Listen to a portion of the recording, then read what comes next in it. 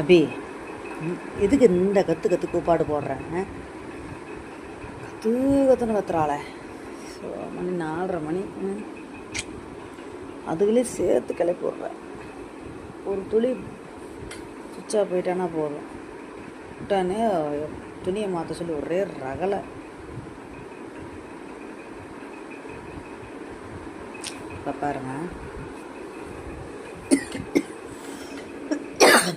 டேய் டேய் டேய் டேய் டேய் டேய் இங்கே படு படு படு படு ஒழுங்க படு படு படு படு படு படு படு கம்மி படு படு. உனக்கு என்னடி? படு கம்னு படுன்னு சொன்னது உனக்கு கோவம் வருதா? படு படு பரி.